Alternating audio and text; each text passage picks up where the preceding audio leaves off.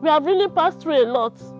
I beg Army that they should release my husband's rights to him.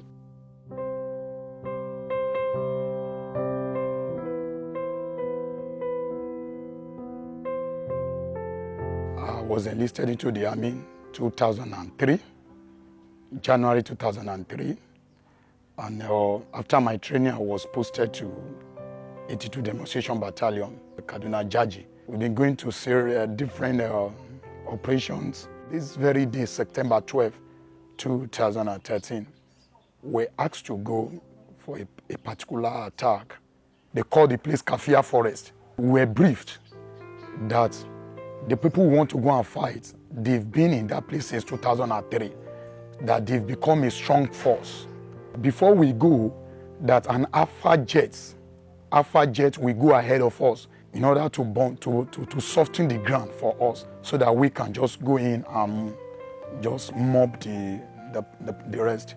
And we're so confident, we're so happy that today will be the end of this particular Boko Haram.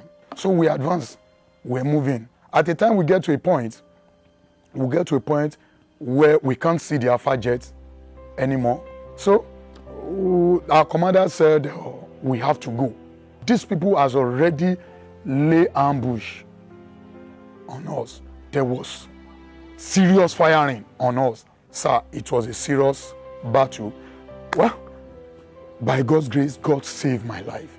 That very day, we lost 38 of our men. Then the next morning, the same commander came and meet us in the camp and then began to say, gentlemen, now let us go and recover the body of our brothers, our lost fallen heroes. After his address, I now raise my hands up and now ask a question.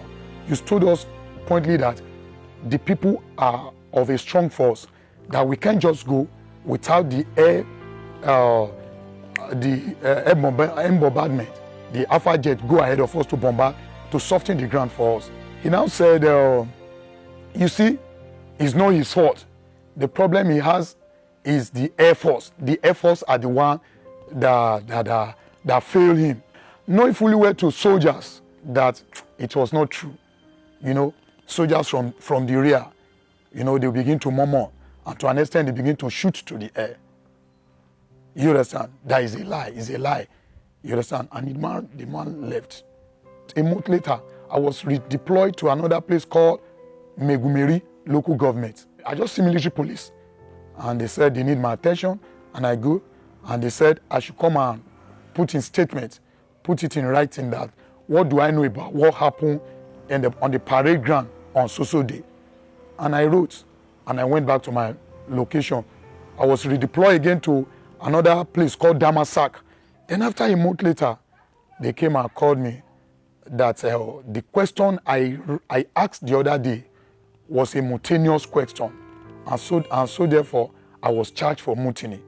Before I know, a week, a month, a year, you know, from one detention to another, get to Abuja 2014. On a fateful day, Barrister Sam Femi Falana just came. He said, those soldiers that were charged for mutiny want to see us. And he listened to our story. Then he now stood for us as our lawyer. Then the court martial began. The judgment was given. We're given death sentence.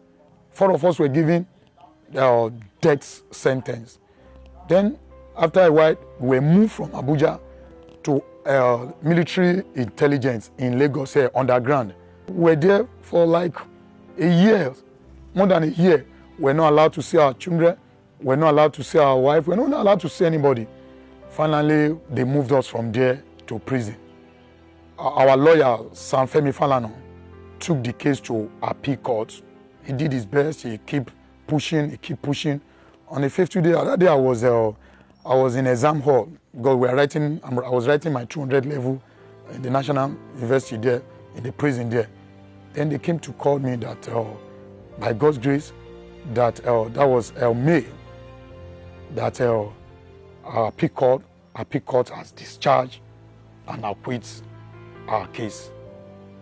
Then the prison staff made us know that we have been discharged and acquitted. The transfer, the detention and everything is 6 years.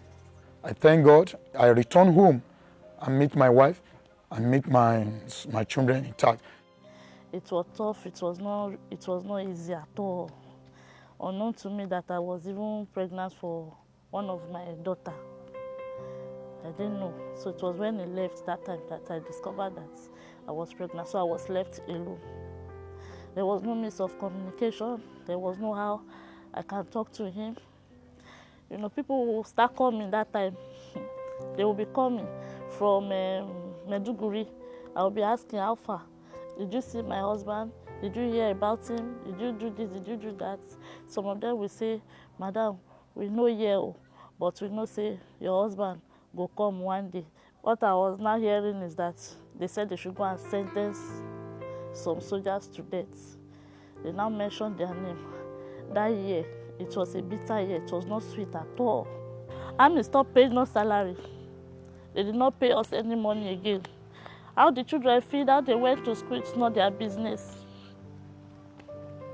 Before we will get there to go and give him food at times, I will go there, I will see my husband, I will not be happy the way I will see him.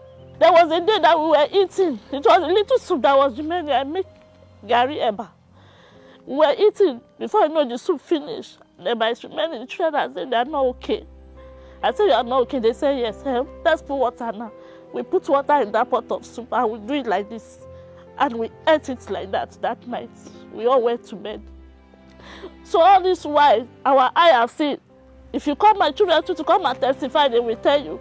I beg Army that they should release my husband's rights to him.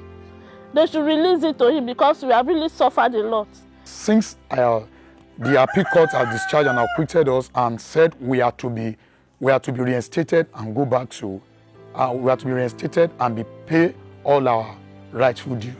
I keep asking myself, why up to now, it's gone to a year now, nothing has been done. I joined the army with passion and just being out like this, serving the army for good 16, 17 years, and you know, you are just out like that.